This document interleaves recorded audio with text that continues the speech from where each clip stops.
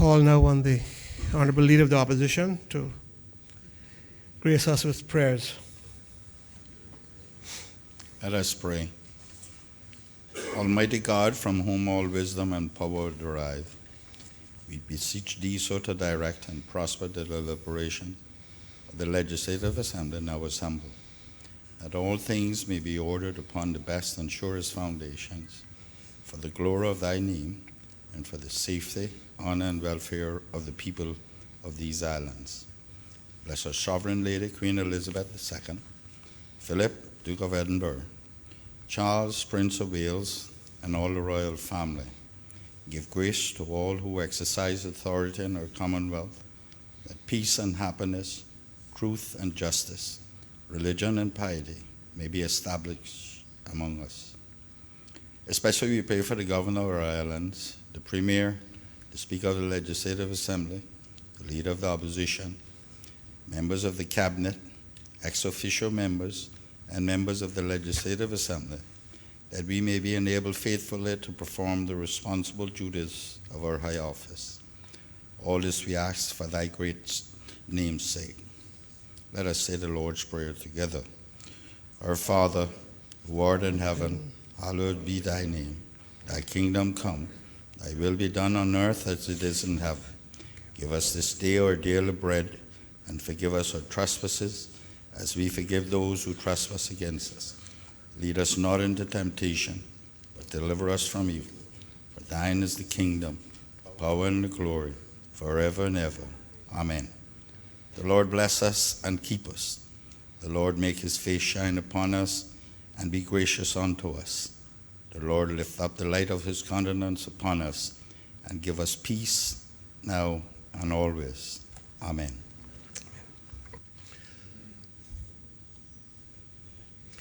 Please be seated. This Honorable Assembly is now in session.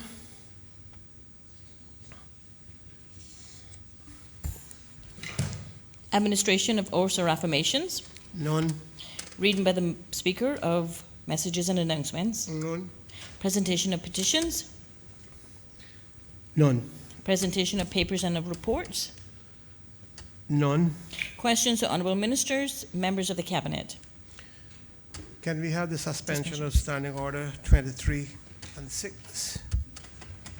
Mr. Speaker, I beg to move the suspension of Standing Order 23-6 in order that the member for Georgetown Central may ask more than 3 questions standing in his name at this sitting. Question is that a member be allowed to ask more than 3 questions on today's orders paper. All in favor, please say aye. Aye. Those against? There's more than 3 questions for the Honorable, for the member for Georgetown Central. We'd like the suspension of Standing Order for questions to be asked after 11 a.m.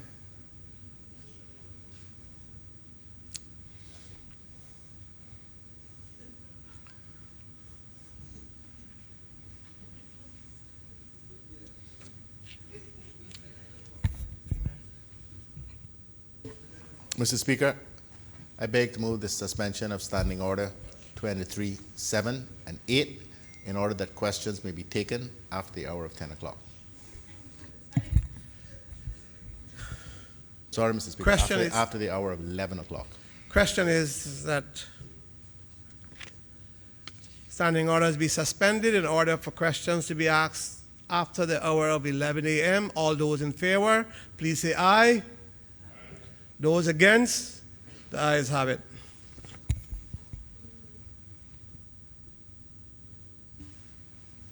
The elected member for Georgetown Central to ask the Honourable Minister of Commerce, Planning and Infrastructure. Question number 57.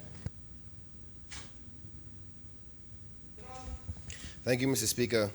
I rise to ask the question standing on the order paper number 57, standing in my name.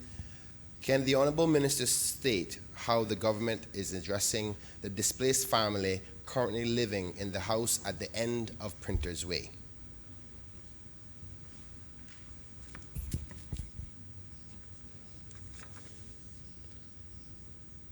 Honourable the Minister of Commerce. Thank you, Mr. Speaker, and thank the member for the question.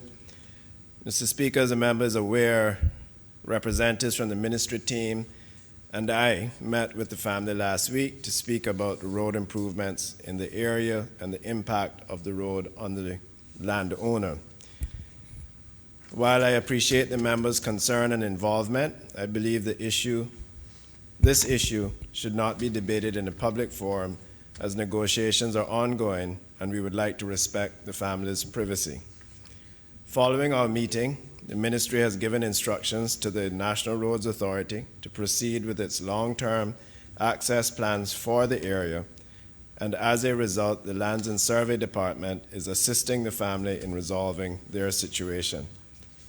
In the meantime, the National Roads Authority is addressing some of the family's immediate concerns to mitigate drainage and traffic calming issues. Last week, wells next to the commercial plaza were re-drilled. Next week, a new well and catch basin will be installed at the mouth of the roundabout next to the landowner residence. And in the weeks following, more roadside curbing will be installed in the area. The government gave its commitment to resolve the matter amicably, and the member can rest assured that we will continue to work with the family to this end and keep him abreast of the matter. Member for Georgetown Central. Thank you, Mr. Speaker. I would just like to kindly thank the Minister for the update on this particular matter.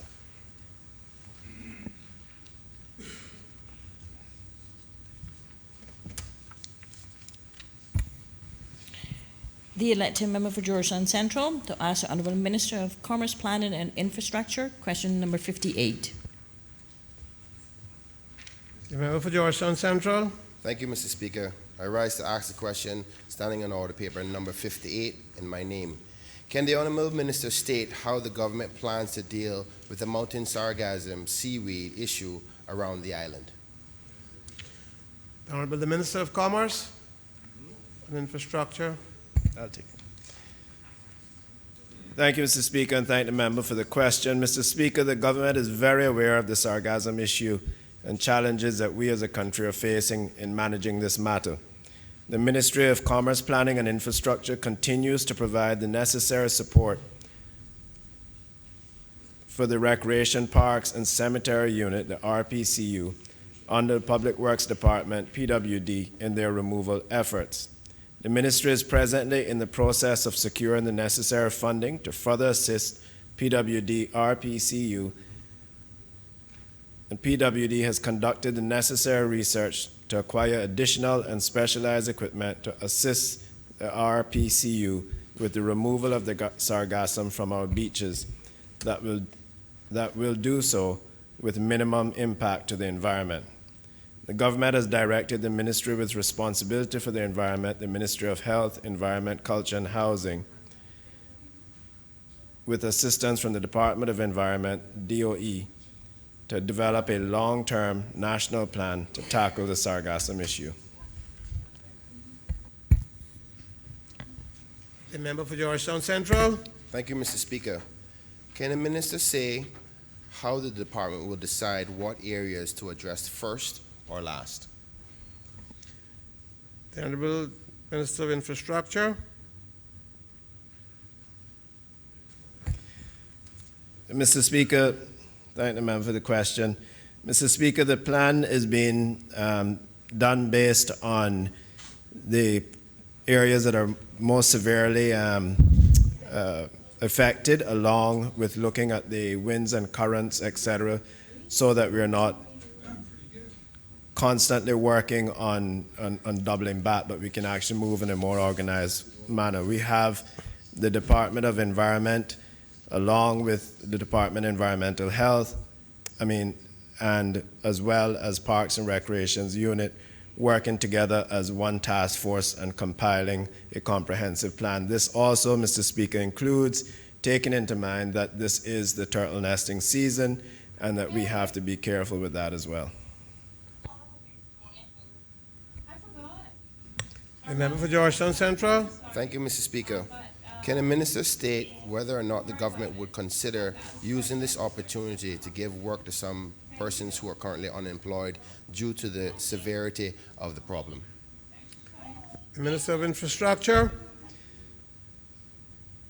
Mr. Speaker, yes, that is a plan that is under consideration, but we first must have a comprehensive plan to deal with it, and then we are considering and in the process of moving up the annual or the biannual Pride cleanup up a few more weeks to assist them once the equipment arrives, and we do have a comprehensive plan to approach it. The member, the Leader of the Opposition. Thank you, Mr. Speaker. Mr. Speaker, I wonder if the Minister can tell us when was the last time RPCU / Public Works cleaned any of the grass from the shores. The Minister of Infrastructure. Mr. Speaker, I thank the Leader of the Opposition for that question. In most recent times, over the Easter break, assistance was given to some of the campsites, and then we started I would say about 2 or 3 weeks ago, but unfortunately, as I said, the equipment failed on us, and we have ordered new equipment and equipment that is more suitable for the task. So the last attempt was about 2 or 3 weeks ago. The Honourable Leader of the Opposition. Mr. Speaker, I wonder if you can tell us what is the anticipated time for the arrival of this equipment, and when will they resume cleaning the beaches? The Honourable Minister of Infrastructure.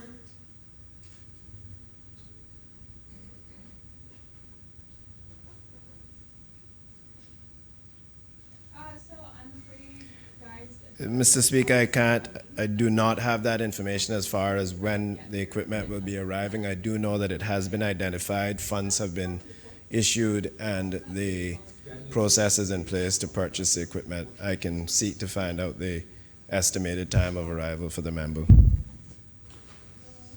The Honourable Leader of the Opposition. Thank you, Mr. Speaker. Mr. Speaker, the reason there has been so much discussion on this matter in recent times is because early in the year, mid-year, we start getting southeast winds. Thus, the south side of the island is affected. And that's why we saw so much on the shores in recent times. However, now that the wind has shifted to east and east-northeast, the south side of the island is no longer affected. However, the eastern end of the island and northeastern end of the island, which comprises my constituency, is being affected. And it has not yet been cleaned from the more recent invasion, if I may say. I wonder if the minister can tell us if his intention to continue that process of cleaning the east and northeast end of the island.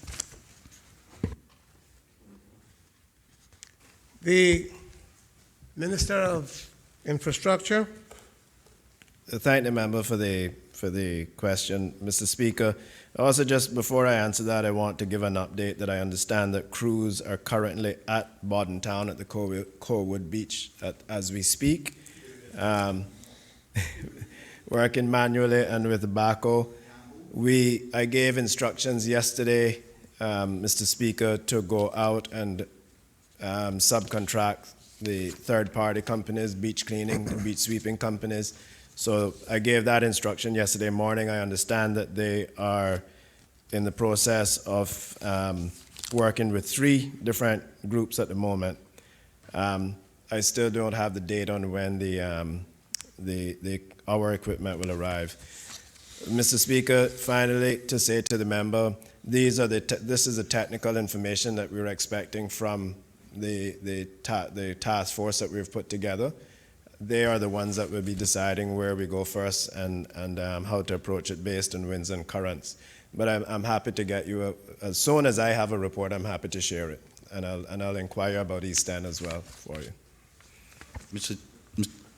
The Honorable Leader of the Opposition. Mr. Speaker, I wish to thank the Minister for that detailed response.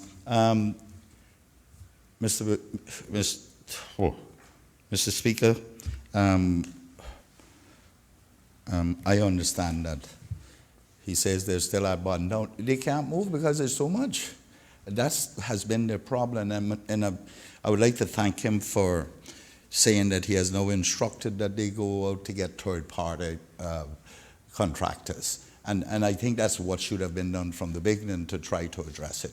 But I thank him, and I look forward to them getting to East End, because the people of East End has been extremely patient.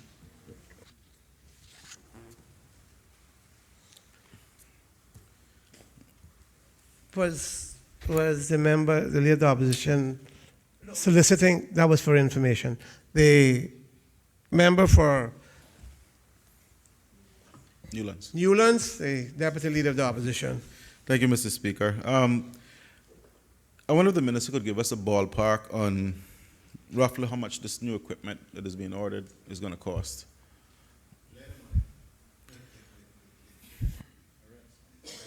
The Honorable the Minister of Infrastructure. Mr. Speaker, I thank the member for the question. I don't have an idea.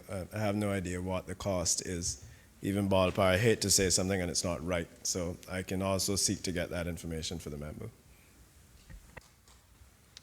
The Deputy Leader of the Opposition. Thank you, Mr. Speaker. Why I asked that question was to follow up with this one.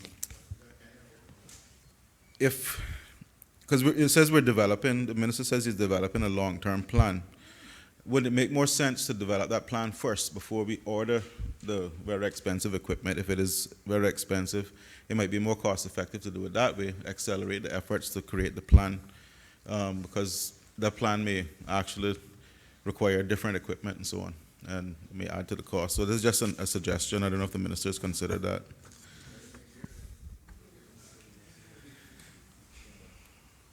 The Honorable the Minister of Infrastructure. Thank you, Mr. Speaker. Thank the member for that.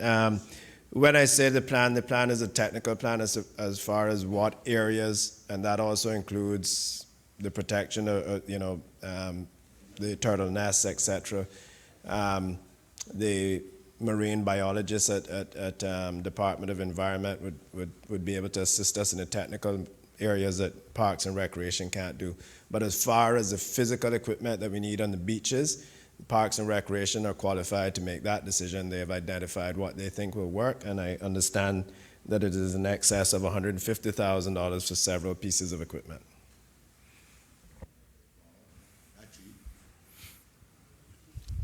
The Deputy Leader of the Opposition. Thank you, Mr. Speaker. And one last question. I'm glad the minister mentioned turtle nesting season, because that was on my mind as well. Do we have any idea how much this sargassum is impacting the nesting season and the actual ability of the turtles now to get up on the beach and lay their eggs? The Minister of Infrastructure. Mr. Speaker, I am certainly not qualified to answer that question. And the Minister of Environment is not in his seat at the moment. So, The last supplementary, the member for Thank you, Georgetown Central. Thank you, Mr. Speaker, and thank you for the leeway. The minister said that they're going to be hiring outside contractors. We don't know how often this sargassum issue will continue. Would the minister be willing to consider, rather than potentially purchasing all this equipment, be more mindful to offer up outside contracts, because we may end up ordering this machinery and then once it's cleaned up, it's sitting around not being used, and that would obviously give some of these companies on island more work rather than the government competing with them.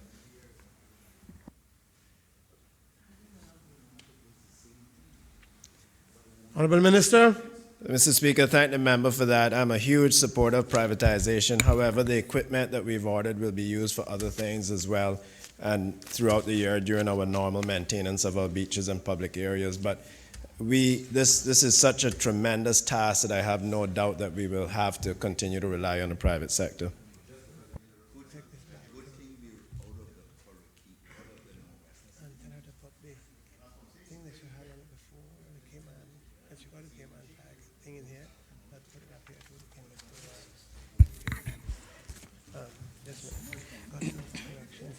The elected member for Georgetown Central to ask Honorable Premier Minister of Human Resources, Immigration and Community Affairs, question number 59.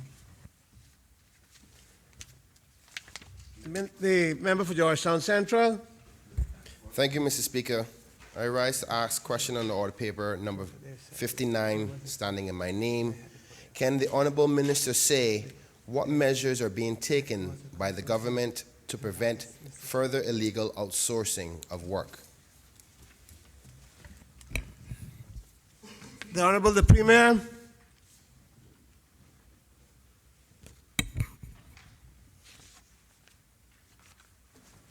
Thank you, Mr. Speaker. Mr. Speaker, outsourcing of work is not deemed illegal. However, the government has supported initiatives to facilitate and encourage IT sectors to the Cayman Islands as a viable business option. I can add that once work's labor market and demands IT systems are functional, the government will have capacity to assess and leverage market information to better align its policies with the labor market needs. I just said I can add. That's me. The member for Georgetown Central. Thank you, Mr. Speaker, and thank the Minister for that. Okay.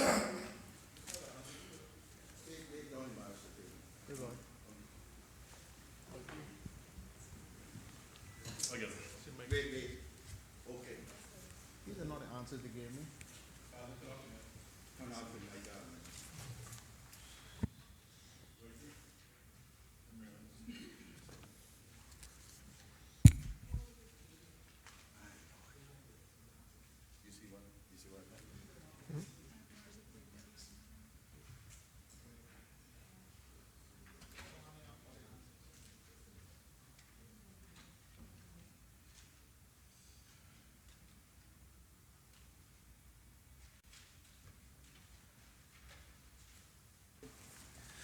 Thank you, Mr. Speaker. Mr. Speaker, there's been some confusion. I read from an earlier version of the answer. The answer is essentially the same, but I'll read this one that's been handed to members because it's a bit more detail in it, but the answer is essentially the same. Caymanians, including Caymanian businesses, are able to legally purchase goods and services from overseas. If by outsourcing of work the member is referring to such purchases of goods and services overseas, then it should be obvious that this is not deemed as illegal. However, the government has supported initiatives to facilitate and encourage local businesses to be as competitive as possible, such as the reduction in fees for small to medium-sized businesses and the reduction on stamp duty to licensed traders. Government also encourages Caymanians to shop locally as much as possible so as to benefit the local economy. But the key point in the answer, Mr. Speaker, is that the premise that outsourcing of work is illegal is wrong. It is not at all illegal. Allow me, if you would allow me, Mr. Speaker, to explain with a small preamble as to what my question's intent is. The wording was... Mr. Speaker. Honorable Premier. Mr. Speaker, I am not going to be drawn into answering another question. The member has 7 on the paper already. The question says, can the Honourable Minister say what measures are being taken by government to prevent question? The member for Georgetown Central. Thank you, Mr. Speaker. You have a supplementary. Yes, sir. Unfortunately, the Premier was wrong. We only have 6 questions, but that's the minor issue. The fact that what I'm saying is there is outsourcing that can be deemed illegal, and allow me to give an example to this honorable House. And where this question came from is a person who worked in a field like accounting that can be done from a laptop across the world. A person here for 7 years, being rolled over, decided to go abroad to India and did their accounting from there for 1 year while that 1 year period is gone, and then they come back here while that employer pays them from across the sea. Now, for one, there's two major parts that are being lost in this. One, a Caymanian opportunity to get the job, as well as government to raise the revenue from those taxes from the work permit. Now, this is a real-life issue. If the government doesn't see it as a factor, then there's nothing I can do about that. But in respect to this, there are some sort of there are employment in the Cayman Islands that are being illegally outsourced outside of IT. IT is a different parameter, and other members can add to that. But he's not recognizing that there are employments. My question is, again, how is the government dealing with illegal outsourcing of work? Mr. Speaker, I think there's a matter of interpretation of the wording of the question. Well, I was going to say it is a matter of the members' interpretation. The Premier has clearly said there, as far as government is concerned, there is no illegal outsourcing. Mr. Speaker, thank you. It's much more than that. The only way something can be illegal if it is against the law. It can't be illegal because the member thinks it's illegal or somebody else thinks it's illegal. To be illegal, illegal means outside the law. There is no legislation preventing the outsourcing of anything. And employment, if someone is carrying on work in another country, Cayman has no extraterritorial jurisdiction or power to interfere with that. That's employment somewhere else. If a company in Cayman chooses to employ somebody somewhere else, that's perfectly legal. The concerns the member expressed are real and obtained all over the world. Because what it does is it reduces employment opportunities in this jurisdiction. But the market will always respond to costs. And if you can obtain a product or a service somewhere else more cheaply, you are likely to do so. That's why the member from Georgetown Central, like most good Caymanians, will go to Miami to buy stuff because we think we have a better choice and better prices. It's just the nature of people, and also therefore the nature of the way businesses operate. So his concern is real, but as I said, and I tried to guide him, it is not illegal. The premise that this is illegal is completely and utterly wrong.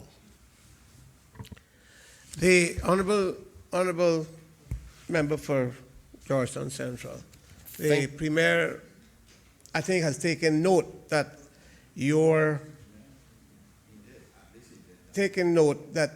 have expressed an opinion, and I think we can say that that's your opinion, but he has said there is no illegal outsourcing. I don't think we can go further unless you can enlighten us as something else, but you have a supplementary at this point. Yes, Mr. Speaker, and obviously I'm at the mercy of yourself and the minister in respect to this line of question. No, don't talk about Mercer this time morning. Maybe if I allow me to ask it, then you can And decide. if I were you, whether- I would stay clear of the word illegal. Fair enough.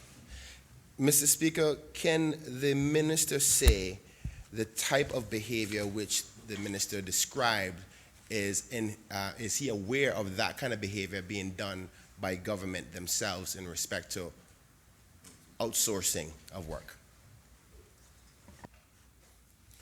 Premier? Mr. Speaker, I can't call into mind at such short notice any particular instance, but I am certain that not just now, but over time, government has sourced various services. I can I know legal services, we do that on a fairly regular basis. A whole range of services which are not available here, or the particular expertise is not available. He's talking about outsourcing of services.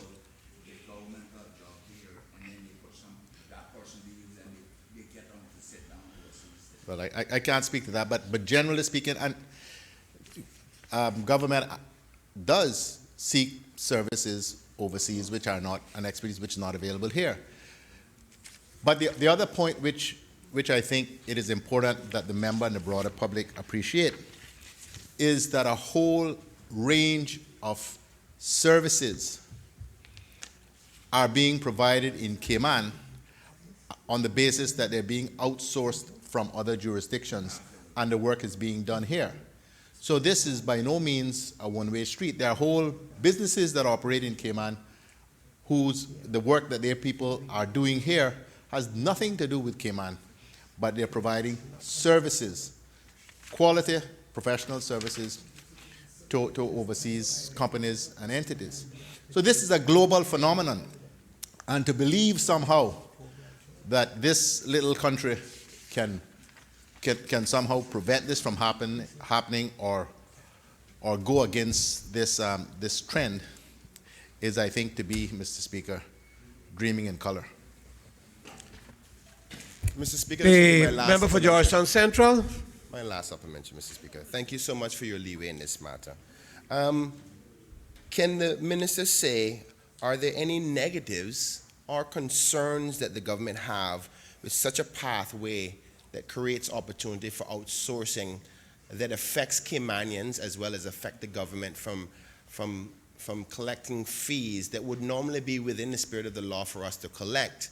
And if they are concerned or there's negative effects, do they have any intentions of trying to remedy those effects? The Premier. Mr. Speaker, there are. I can think of one which the opposition has steadfastly refused to help the government to resolve. And that, Mr. Speaker, is the operation of lawyers overseas who are practicing Cayman Islands law, having to pay no fees, not subject to the jurisdiction, and arguably not within the scope of discipline by the Grand Court in the usual way. So I am hopeful, since the member who is a new member of this House, although he had taken a position against this outside the House before he was elected, will now see and start to see the critical importance. Mr. Speaker. Mr. Speaker, I am answering a question. The member, I'm not giving way, and the member should resume his seat. Mr. Speaker, I am hopeful that the member now is starting to appreciate the importance, insofar as it is possible, to bring these sorts of areas within the purview of local administration, and that we are able to discipline people who are purporting to practice Cayman Islands law, and to derive the necessary revenue by ensuring that they become enrolled as members of the Cayman Bar operating in another jurisdiction. The member for Georgetown Central. Giving way to the Honorable the Leader of the Opposition. Thank you, Mr. Speaker. I couldn't let the Premier, that one pass without commenting on that. No, but you are answering, and I appreciate that. No, I got preamble it too. Mr. Speaker, it appears like the Premier has had a little memory lapse, because he cannot say that we have steadfastly refused to assist with trying to stop the practice of Cayman Islands law outside. That has been over the years our main objective, to try and get monies out of it, the same monies that that they must charge, they would be here, the work permit cost, plus the licensing fee. So and has always been, and control over them as well, Mr. Speaker, where we can have them. Or there was a time that we were totally against overseas practice. We came around, but we said to do that, then we had to get the monies out of it for this jurisdiction, and they must be disciplined. We have not steadfastly refused to assist the government. So that was, Mr. Speaker, I don't know if that was a question. Mr. Speaker, the Leader of the Opposition's response has gladdened my heart, and I'm sure that of the Honorable Attorney General. And I'm looking forward to when the LPL comes later in this year, that we will now get to a position where the country will have, for the first time since 1969, a modern piece of legislation in keeping with modern trends, capable of holding the attorneys who practice Cayman Islands law. Is the Premier giving notice of a bill? I am promising some movement on this. Because you can't do that. You can't give notice of a bill to come. Oh, I thought you were telling me to leave it. No. I'm not going to look a gift horse in the mouth. I'm going to sit down, sir. Mr. Speaker, I think you should. The Leader of the Opposition. Thank you, Mr. Speaker. Mr. Speaker, I am sure the Premier will recall that in 2017, the amount of discourse between these two sides, 2017, the amount of discourse just prior to election, and the reason why we had to withdraw it was because we wanted so many things in that legal practitioner's law, which required, and the then minister did not want to put the charges and the fees that we wanted in there. So I am looking forward to it myself, because we need to do the law. It's not that we were against the law. We need a law, but we need it to control them. Honorable and members. You know that too, because you and I had personal discussions on it. While it is important, it has gone far out of the depth of what the motion asked about originally. So shall we move on? I must admit it's very interesting. The member from Georgetown Central, the last supplementary. Thank you, Mr. Speaker. The minister did answer my question earlier, but only partially, because my question was, are there any negatives or concerns for such pathway of outsourcing? But he did not answer the part as to what is the government's intent to fix these negatives and concerns. He only highlighted one of the options in respect to the legal practitioners bill. I was talking about the holistic approach to all the other industries as well. What is the government's plan to address those concerns if they see them? The Honorable the Premier. Mr. Speaker, I don't have a comprehensive list of all of these issues. Some are capable of being addressed by local legislation and policy, others are not. The LPL, that aspect of the LPL that we talk about with the practice of Cayman law overseas is obviously one where there can be some measures employed. Not all areas are susceptible to that. I come back to my earlier point, which is that the market will always try to get the goods or services that it needs at the best possible rate. And therefore, if, for instance, building plans can be drawn in the Philippines at a much cheaper rate because architects there get paid a lot less, or accounting services can be provided in India because the rates there are that much lower. These are real examples that I'm aware of.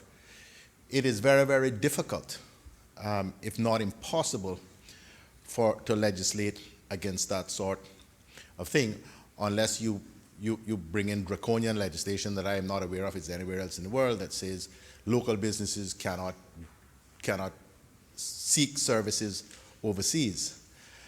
That, I believe, would be the beginning of the end of the Cayman Islands economy. This is a two-way street. We provide services here that are purchased overseas, and you can believe that there will be that kind of, or there would be instinctively that sort of retaliatory approach, or a retaliatory approach by any jurisdictions that were targeted in this way. But besides that, Mr. Speaker, it runs completely counter to the free market economy that we have, and the critical importance of competition. Competition is the reason why Cayman does as well as it does. We operate a principally service-based economy, principal services being financial services, the services that we provide and experiences we provide when people come here to visit as tourists, and increasingly healthcare service. So we have to be very careful in how, even in what we say, when we start to talk about what might be considered anti-free market and anti-competition sort of approaches to these things. Generally speaking, Mr. Speaker, the Cayman Islands economy is doing incredibly well. And I think we should be slow to tinker with the key elements that have contributed and continue to contribute to its overall success. Next question, please. The elected member for Georgetown Central to ask the Honourable Premier, Minister of Human Resources, Immigration and Community Affairs. Question number 60. The member for Georgetown Central. Thank you, Mr. Speaker. I rise to ask question number 60 on the order paper standing in my name. Can the Honourable Minister say if the Passport Office is having any problems with Caymanians renewing their passports due to a same name policy by the United Kingdom? If so, what is the government's plan to remedy this problem? The Honourable the Premier. Mr. Speaker, the answer. On 16th of August 2016, Her Majesty's Passport Office introduced the one-name policy for all British citizen passport holders. However, this policy was not required of British overseas territories until the 17th of August last year. Since being required to adhere to this policy, the Cayman Islands Passport and Corporate Services Office has developed guidance notes for applicants and also is providing customers with additional support and guidance as the need arises. The member for Georgetown Central. Thank you, Mr. Speaker. Can the Minister elaborate a little bit when he says additional support and outline what kind of support you speak of? The Honourable the Premier. Mr. Speaker, if I may have a moment to consult. Yes.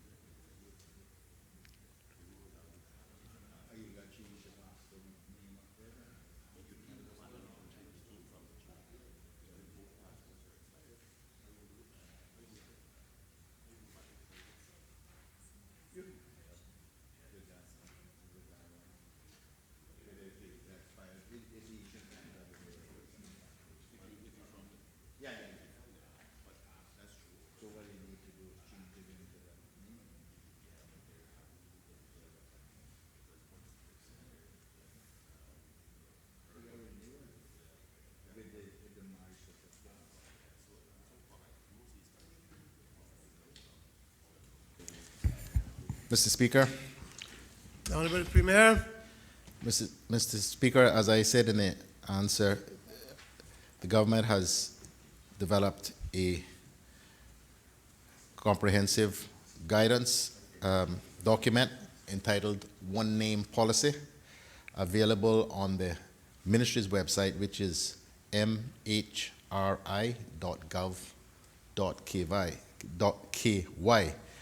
It is quite comprehensive, and it sets out all of the things that you need to do and what you should do and what certain things mean. If passport holders or applicants have other issues or concerns beyond this, they can contact the passport office, as many of them do, and the office works with them to try to resolve these issues. We are very conscious that this creates some significant problems for people, but the policy is not the Cayman Islands government policy. It is a policy of the UK government, and there is absolutely no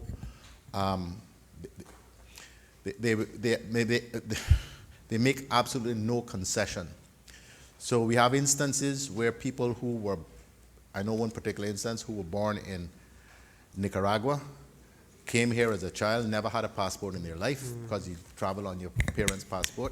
They insist that you have to now apply and get your Nicaraguan passport in that name, and that the name accords with the name that on the passport you have, even if you have an existing passport now. So it's all to do with concerns about security and the increasing threat of terrorism and people using other passports. So it's a UK government policy.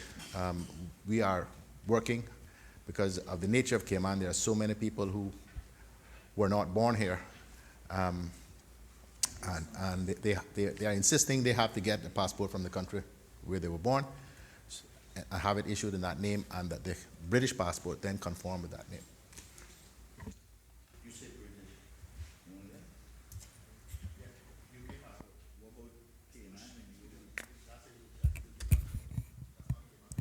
The member from Georgetown Central. Thank you, Mr. Speaker. I want to thank the Minister for his comprehensive understanding to the problem.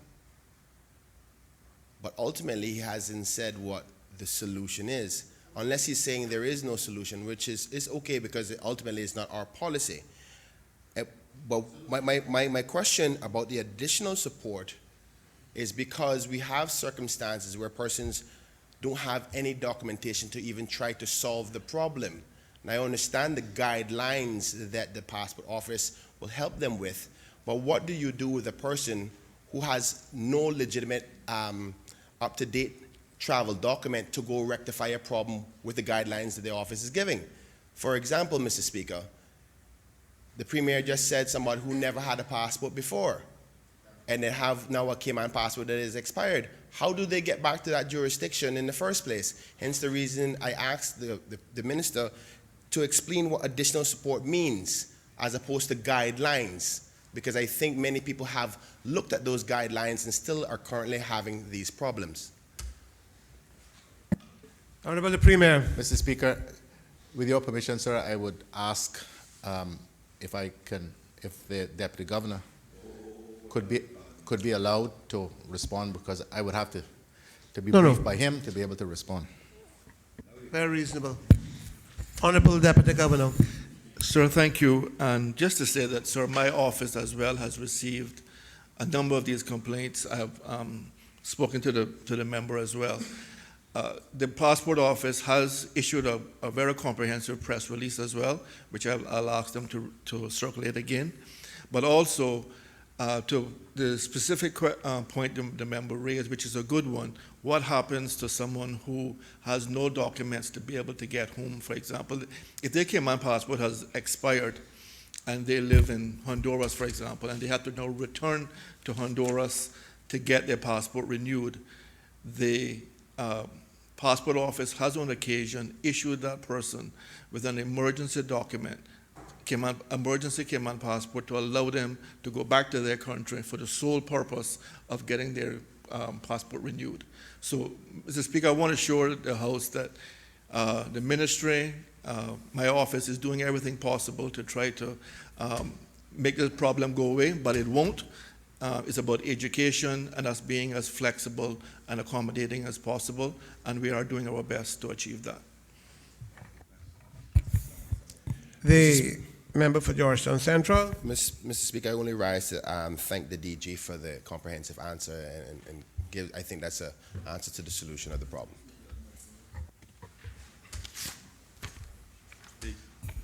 Mr. Speaker. Zeno? Speaker? Sorry, I thought we had got past the supplementaries. That's all right. Honorable the Leader of the Opposition. Thank you, Mr. Speaker. Mr. Speaker, I think that it was during the last administration that we changed out issuing the passports here. I think it was. And the reason, one of the reasons we didn't continue it, the issuance thereof, was because England said that they had lost so many passports, and then if the machinery was going to be so costly, that's why we opted to stay up there, something like that. I thought we did. There was a question here where we said if we could join with other another overseas territory, and the machine wouldn't be that costly to do it, but whatever. Is there any possibility, since we maintain the temporary one still, is there any possibility of it being issued, discussing with England for our passports to be issued here? Because people have their concerns about that as well. Or is the government considering reviving that possibility? The Honorable the Premier.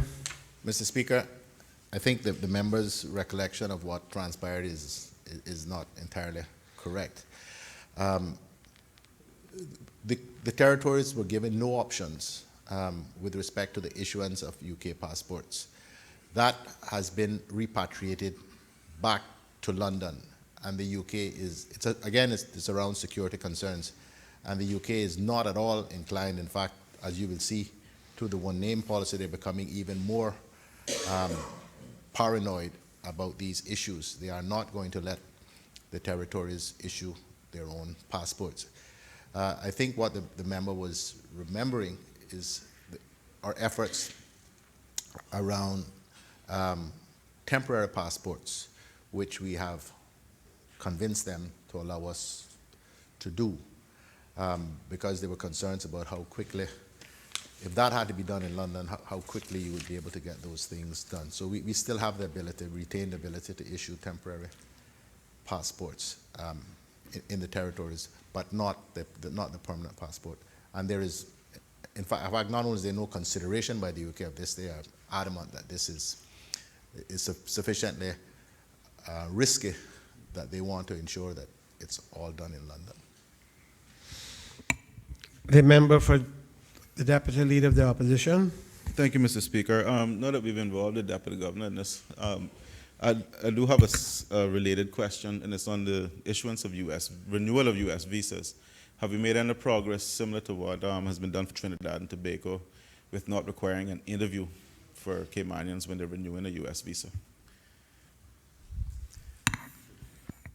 For my own edification, though, I didn't get the question. Recently, the clarity. U.S. has announced that residents of Trinidad and Tobago no longer have to attend an interview to renew their U.S. visa if they do it within a year. So that I understand you saying that the Trinidad has a regime in place that they don't have to apply? No interview. They don't have to go to an interview? Correct. The Premier, the Deputy Governor, Honorable Deputy Governor. Mr. Speaker, thank you. Mr. Speaker, we have again raised this issue with the U.S. Embassy, and they have basically come back to say they're amenable to it, but that requirement comes with a condition that if you're going to apply for the renewal, you have to do it a year in advance. So, if your visa is expiring next week, yeah, so if your visa is applying next week, you just can't sort of send your passport up to get it renewed.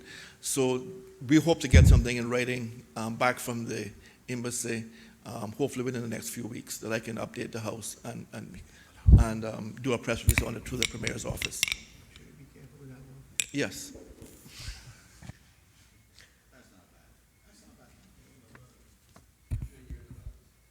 Yeah. The elected member for Georgetown Central to ask the Honorable Premier, Minister of Human Resources, Immigration and Community Affairs, question number 61.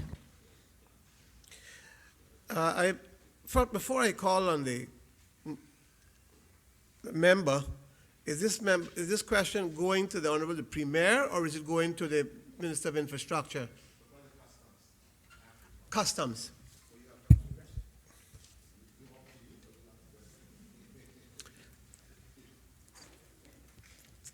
The member for Georgetown Central.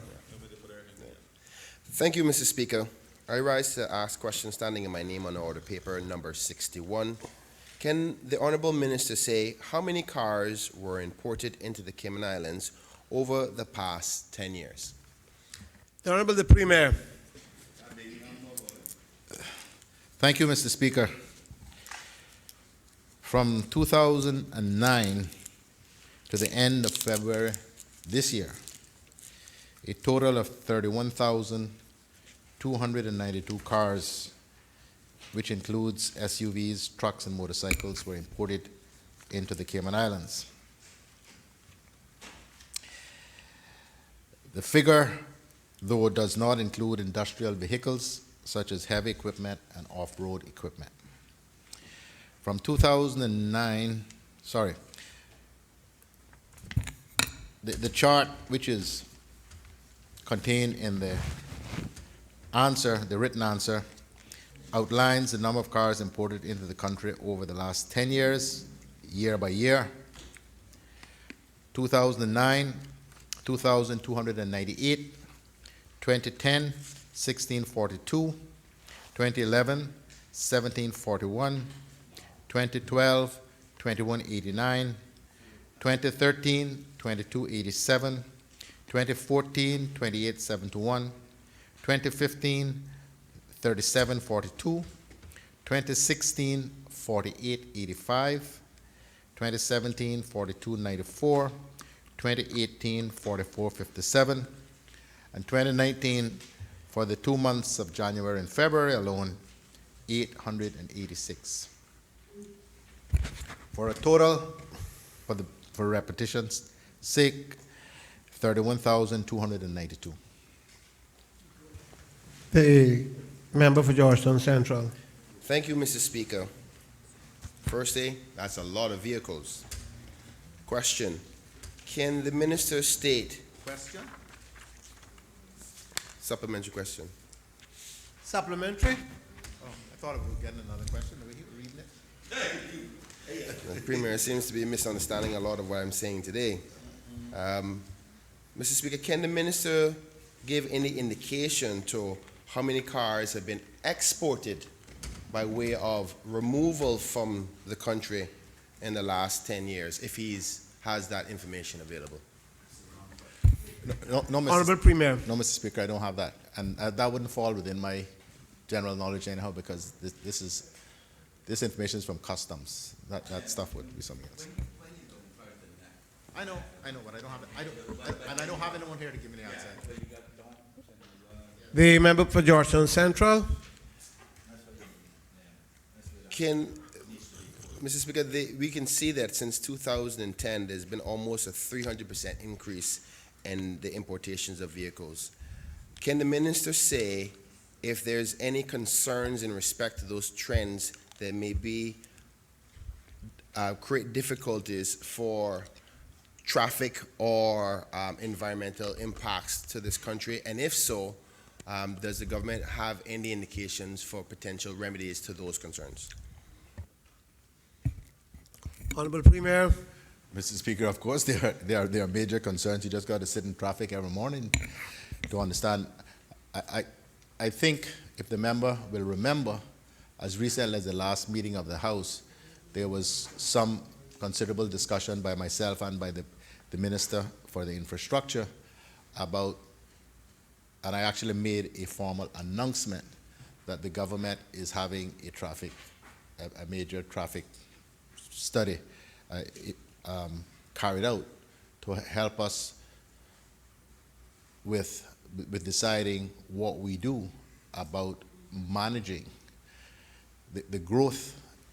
A lot of this is being driven by population growth, but managing how we are able to provide adequate transportation for the people who live in this country without having to constantly construct more and more roads. The Cayman Islands, and this is Grand Cayman, it's being impacted here, is so small that even if government had all the money in the world, we will run out of places to build roads. So we have to have a better way of better transport system, some other alternatives to everybody having to own a car.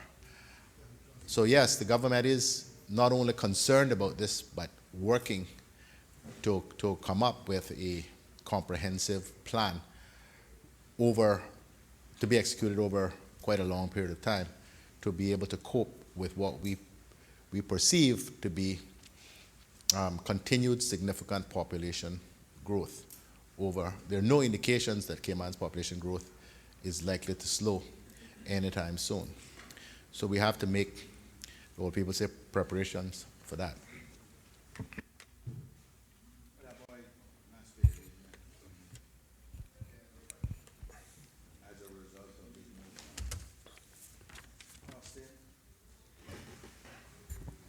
The elected member for Georgetown Central to ask the Honourable Premier, Minister of Human Resources, Immigration and Community Affairs. Question number 62. Member for Georgetown Central. Thank you, Mr. Speaker. I rise to ask the question on the order paper number 62, standing in my name. Can the Honourable Minister state what the requirements are for a child to be accepted and placed at the Kays Bonaventure Home or the Phoenix House? Honourable Premier.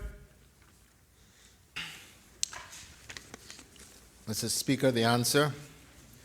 Bonaventure Boys Home is a 24-hour facility designated as a detention center and a youth rehabilitation school under the Youth Justice Law 2005 revision. Bonaventure therefore serves males between the ages of 13 and 19 who have been placed on remand or a youth rehabilitation order by the courts. A youth rehabilitation order is given to young people when they are sentenced for committing a criminal offense. The maximum period of time for such an order is 3 years. Bonaventure has the capacity to house 10 males. Phoenix House, located on the Bonaventure site, is a facility that has been approved by Cabinet as secure accommodation under the Children Law 2012 revision, with the condition that it accommodates only one sex at any given time. In accordance with the Children Law, placements in secure accommodation are authorized by the courts only for a period that is absolutely necessary. A child, however, can be held in secure accommodation without court authority for 72 hours. A child on a court order must meet the following criteria to be placed in secure accommodation under Section 27(1) of the Children Law. 1, it appears that the child has a history of absconding, is likely to abscond from any other description of accommodation, and if the child is likely to suffer significant harm. 2, if the child is kept in any other description of accommodation, he or she is likely to injure themselves or other persons. 3, the child is charged with or convicted of an offense of violence. Or 4, the child has been remanded or detained and committed to the care of the Department of Children and Family Services under Section 14 and 15, Sections 14 and 15 of the Youth Justice Law 2005 revision. A child under the age of 13 years old cannot be placed in secure accommodation without the prior approval of Cabinet as per Regulation 4 in the Children Secure Accommodation Regulations 2012. The aim of placing a child in secure accommodation is to 1. Ensure his or her safety and well-being by preventing absconding. 2. Allow a period of time for the child to calm and settle down. 3. Reduce the risk of him or her harming him or herself or others. And 4. Allow for staff at the residential facilities to be able to address the needs of the child in a therapeutic environment without them absconding. Phoenix House has the capacity to house 4 children in secure accommodation. The member for Georgetown Central. Thank you, Mr. Speaker. Can the minister state the difference between a detention center and a secured accommodation? The Honorable the Premier. Mr. Speaker, the distinction is set out in the answer that I just read. The member for Georgetown Central. Thank you, Mr. Speaker. Can the minister say that in secure accommodation facilities, whether the children are locked into these facilities?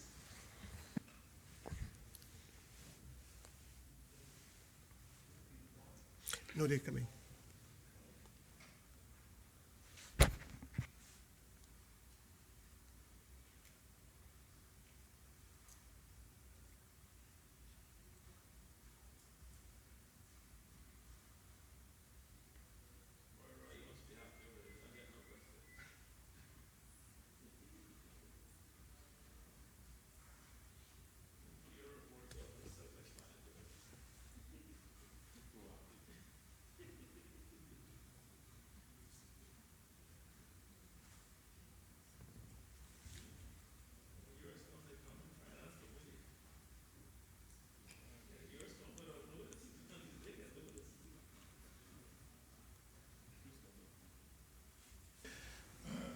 Mr. Speaker, the facility is capable of being locked in the sense of being able to prevent the children from leaving at will. But the staff exercise their judgment and their discretion, depending on the nature of the behavior, I suppose, and risks involved of allowing the children access out of the actual building and into the precincts of the house. So it's not a case of you being locked down in the sense that we would come to understand that if in a cell kind of arrangement. But again, depending on the risks involved with the particular child or children, they have to exercise their judgment as to what is safe and what is not. The children are sent there because they are at fairly extreme end of the sort of behavior spectrum. That was Georgetown Central. Thank you, Mr. Speaker. Can the minister say if there's any other types of children that may not be deemed to be in a secured accommodation that allows children to be locked within the facility currently being accommodated at that facility? Basically, Mr. Speaker, just to elaborate for the minister's edification.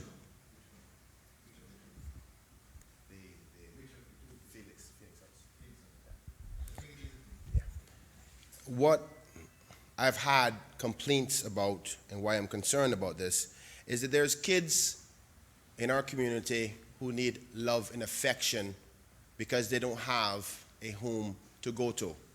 At with their parents and the like. So the state will have to find accommodations for them. But in those accommodations, it does not have the distinguishing factors of security by way of locking children into a facility, which changes the mindset of the result of the rehabilitation of their lives. I was one of those kids, and I understand it clearly. But what we're having now, Mr. Speaker, is mixed children in what was considered detention center-like approaches with kids who just don't have a loving home, that don't need to be locked into the home. So the question is, are we mixing those children in one location? And if the facilities are fit for purpose? When you said you were one of those children, you mean that you attended one of those homes, not for the broad cross-section of things you talked about. Thank you, Mr. Speaker. I do appreciate you acknowledging the difference. I was one of those children who unfortunately needed love and attention and a facility to be at. Matter of fact, I would like this opportunity to thank you, Mr. Speaker, because you may remember you were one of the signatories and the minister at the time and helped create that program to allow a gentleman like myself to now be in this honorable house. And it ought to be recorded that it wasn't there because of you not having love and attention. You had that, it was just that you was a bad boy. The Honorable Premier, I was the minister at the time, yes. And Mr. Speaker, his rehabilitation continues. But Mr. Speaker, this is very serious. This is very serious business. I can assure the member, and I know where his heart is on this, more so than anybody else in this house.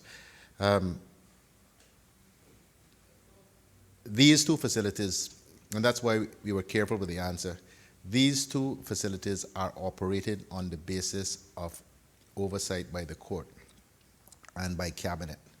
So unless you are the subject of one of these orders, you are not permitted at one of these facilities. So his concern about mixing children who are not at that sort of extreme end of the behavioral spectrum with those who are is not a concern he need have about these two facilities. So children who are just essentially in need of care and attention will either go to Francis Borden or they will be placed by the Department of Children and Family Services with foster parents. They don't go to these two facilities.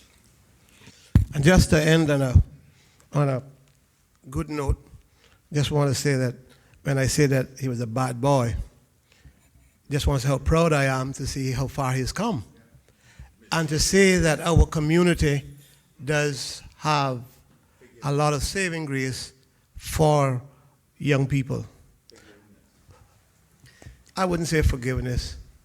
I would say that they're thinking in the right way. Mr. Speaker. The member for Georgetown Central. Thank you, Mr. Speaker. I thought we had ended I supplementaries. want to say thank you firstly for those kind words, and I'll allow this to be my last question because it is a sensitive topic area, and I don't want to dwell much further into it. But I would like to bring it to the attention of the minister that their own director of the Case Foundation has said in this honorable house that those two facilities, and other members were in the room at the time, that it's not fit for purpose. So with that being said, if the own director of these facilities are suggesting that these two centers or facilities are saying this is not fit for purpose, that is concerning because it's concerning for the lives and the effect of those children in it. So You were asking a question? I was asking the question before whether they were fit for purpose. Unfortunately, the minister didn't address that, but I'm suggesting to him that he be aware that the director of this program is saying that they're not fit for purpose, and that should give some level of concern that the people who are running the facility suggest that they're not fit for purpose.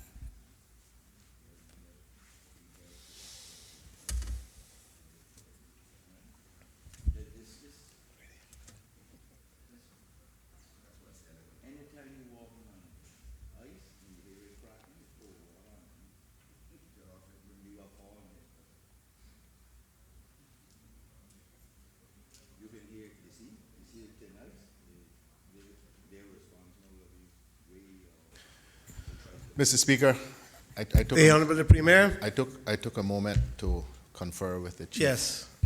the chief officer in this ministry, who I think we all know and have huge respect for when it comes to children and family services, and she disagrees fundamentally with the statement that has been attributed by the member from Georgetown Central to the director. She believes that the facilities are fit for purpose and are operating satisfactorily. There's always room for growth and improvement, but to characterize them as not fit for purpose is not something which the ministry is going to agree with.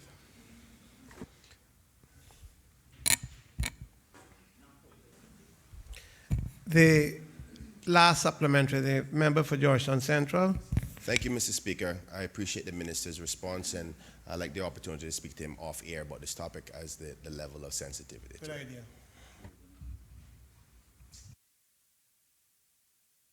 Mr. Speaker. Leader of the Opposition. Thank you, Mr. Speaker. Mr. Speaker, I know this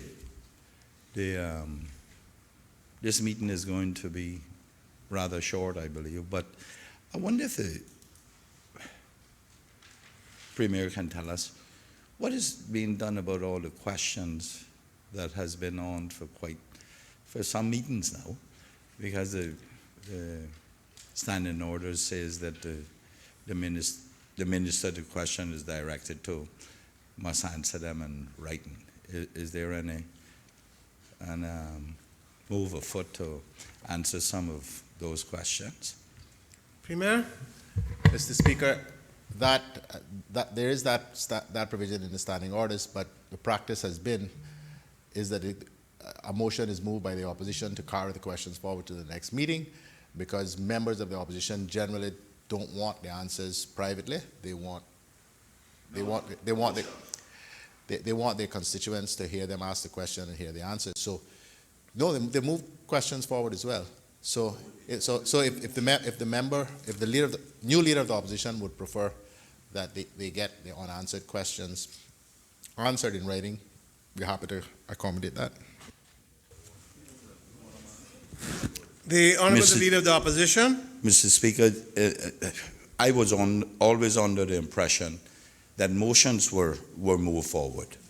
I was always under that impression in the time I've been here, that the motions. Right, but questions have always been answered. Questions have always been answered, and there is a mixture of it. I received some a few months ago that were in response to some questions. Because what happens is it becomes irrelevant if it's 6 months down the road to the issue, especially if it's a current issue.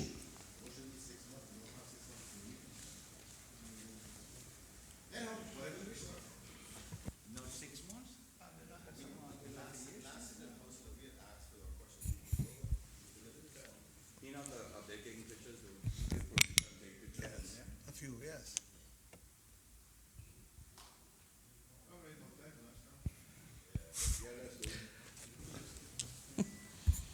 Statements by honorable ministers and members of the personal explanations, None. obituary and other ceremonial speeches, None. raising of matter of privileges, None. other business, private member motions, private member motion number 7 of 2018-19, motion on free health care for children, to be moved by the elected member for Bontown West and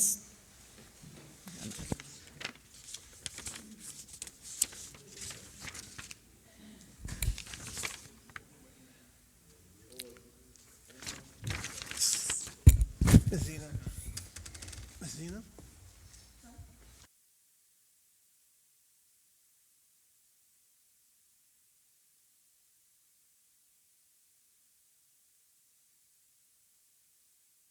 The member for Bordentown West.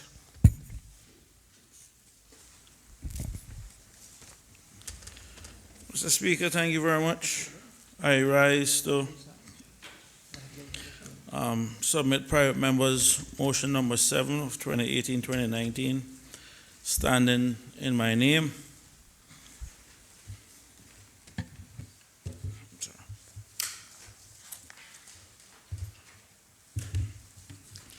And the motion reads, Mr. Speaker, motion for free health care for children, and the motion reads, whereas Section 17 of the Cayman Islands Constitution Order 2009 calls for the protection of children, and whereas Section 17.1 of the Cayman Islands Constitution Order 2009 requires the legislature to enact laws to provide every child and young person under the age of 18 with such facilities as would aid in their growth and development. And whereas Section 17.1c of the Cayman Islands Constitution Order 2009 requires the legislature to ensure that every child has the right to basic health care services. And whereas Section 17.2 of the Cayman Islands Constitution Order 2009 requires the legislature to proceed on the basis that a child's best interest is of paramount importance, be it therefore resolved that the government considers implementing free basic health care services for children as soon as budgetary possible.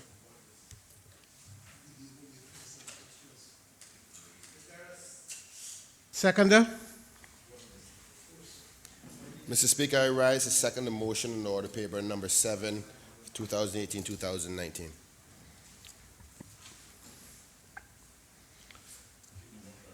Question is that be it therefore resolved that the government consider implementing free basic health care services for children as soon as budgetary possible.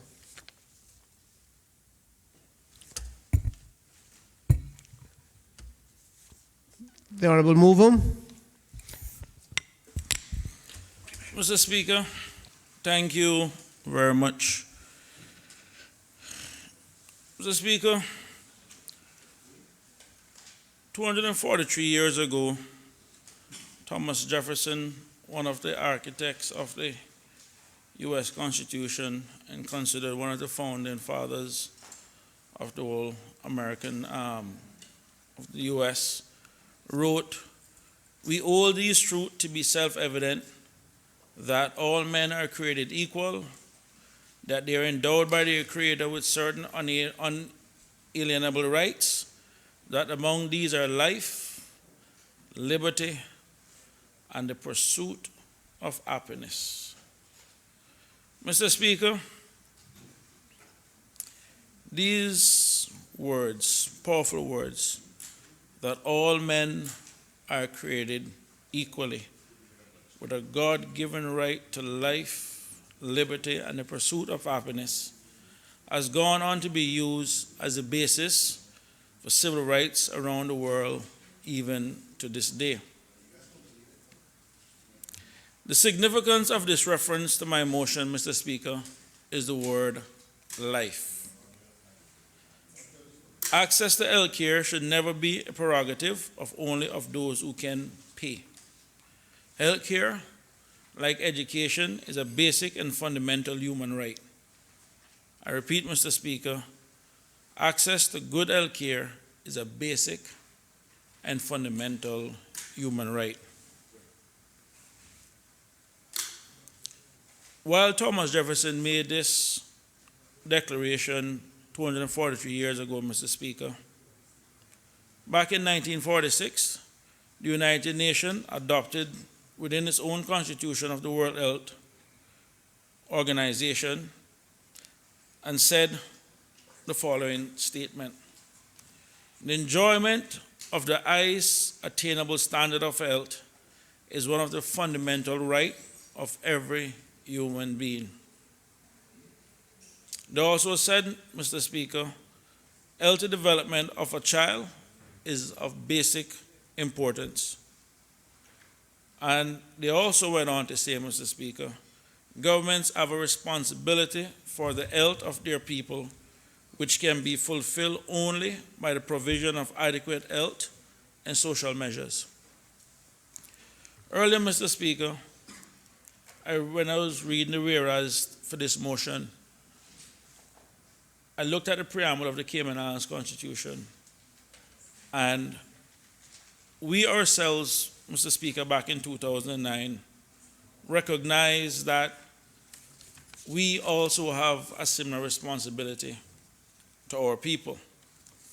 And it was covered in literally 3 sections of our own Constitution back in 2009. So, Mr. Speaker, here we are today, 2019.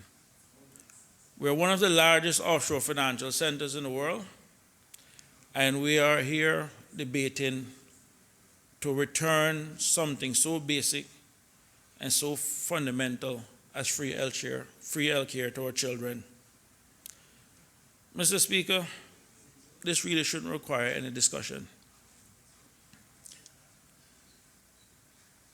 If you look at the Bible, Mr. Speaker, Ezekiel 34:2 tells us, "Woe to you, shepherds of Israel, who only take care of yourselves.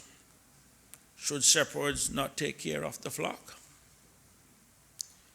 Mr. Speaker, every one of us in this room benefited from free health care when we were growing up. Every one of us. So how is it that back then in the day, the government could afford to invest in us who were children back then? We were the youths. Mr. Speaker, I am standing in this house today as a result of government policies that invested in me when I was much, much younger. Growing up, I had free health care. And when it was time to go off to university, they invested in me again. Yet today, Mr. Speaker, while we're supposedly at our peak of prosperity, we have the most revenues ever collected in the history of this country. We have the highest amount of surpluses ever recorded in the history of this country. And Mr. Speaker, I think it is time for us to return back to our basic fundamental principle of investing in our people. Even our prisoners, Mr. Speaker, get free health care. Refugees that arrive here, Mr. Speaker, get free health care. And Mr. Speaker, I'll be the first to tell you that one of the challenges with the overall healthcare system across the world, and this is just not something unique to Cayman, is that we have always been trying to find a political solution to a complex problem. And I'll be the first to admit that we will not find a solution in this house. We have no doctors inside here, no medical doctors. We have no insurance people inside here. And we may have 1 or 2 people that are familiar somewhat with the healthcare industry, but nonetheless, the solution does not lie inside this honorable house, it lies outside. And it will require us or the government bringing together the necessary expertise, the necessary people with the knowledge and experience to deal with this issue. But the point I'm trying to get to, Mr. Speaker, is that we have a fundamental issue. And one of the reasons why I started back with the children is that I recognize that the government was busy on, I think, the Chic 65 plan, looking at something for seniors. Thus the reason why my focus was looking at the other vulnerable members of our society, which in fact was our children. One of the basic responsibilities, Mr. Speaker, for government is to ensure that we have a healthy and educated population to meet the demands of the country. We would hear it over and over, Mr. Speaker, that our children are our future. And what I'm asking us in this honorable house to consider is for us to put more money where our mouth is. This is not to say that we have not been doing anything before. Because as I said before, Mr. Speaker, we have invested in education, and I think that's a very good step. And I really have to give the government credit for making resources available in that regard. But one of the things that we want to get back, Mr. Speaker, is the investment in our children. We ourselves have had our own little time to deal with our own issues. We have made our mistakes along the way. And this is an opportunity for us to reset the clock somewhat, starting back with what we have and see what it is that we can build going forward. Mr. Speaker, just about everybody in this house is a parent. And there's a certain amount of worrying that comes with being a parent. I remember my first child was born back in 2000. Just about every illness he had was an emergency. By the time my third child was born 7 years later, the words, he will live, by tomorrow morning he should be fine. And if it's not a gunshot or anything like that, you know you'll be okay. But you learn along the way. But worrying is a natural thing that comes with being parents. And one of the things that we don't want is for parents to start worrying about, if my child gets sick, can I be able to afford it? Is it something that I need to stay with a job because of a changed job, my child has a pre-existing condition? Would I be able to get health insurance? These are everyday issues that everyday Caymanians and other people around the world grapple with. And what I'm saying, Mr. Speaker, is that it's time for us to take a look to see what it is that we can do to be better. And I think that no responsible government, and us up inside here, should be not at least take the time out to look at what it is that we can do better. The motion that's before the House, Mr. Speaker, isn't complicated. All we're asking for is to give back something that each one of us had growing up. And I recognize, as I said before, that like with anything else, there are costs associated with it. I mean, government has to be in the position of always managing resources, and resources are normally scarce. They're not unlimited resources that we have. That's the reason I said, not the government may, not the government shall, not the government must, but consider. Take a look and see if it is something that is possible. Take a look at it and see if this is something that we can give back to our children, something that we had growing up. And so, Mr. Speaker, all I'm asking is that the government considers implementing free basic health care for our children as soon as budgetary possible. Not something, if they can come back, put together a group of people, a team, see what the cost is, what the impact would be. Because at the same time, Mr. Speaker, while we speak about basic health care in our Constitution, when you do speak to the medical persons, they will say to you, well, what is basic health care? Is it primary health care? Is it secondary? Is it tertiary? It's very broad. And so even though we do have a commitment, and we have stated a commitment, we have not really specified what that commitment is. And it is at that point, and it isn't along that line, that we're saying, you know what? It's time now for the Cayman Islands to step up and take a look and consider what it is that we can do for our young people. I know the government has already invested considerable time looking at the 665 plan in terms of what they can do for seniors. I'm still awaiting an update on that one, but at least I'm glad to see that the government also, by doing that, recognizes that there are vulnerable members within our society that cannot afford certain health care, that we need to access them. And all I'm saying is that before these batch of our young kids get to that stage, we at least start putting the necessary infrastructure in place, the necessary structure in place, the necessary regulations in place to at least deal with this problem once and for all, and at least start somewhere. So this is what we're looking for, Mr. Speaker, to see if we can reset the clock and see what it is that we can do for our children and what it is that we can do for the next generation. And I'm just asking the government to consider that and look into it. Thank you. We will suspend proceedings at this point until 2:15.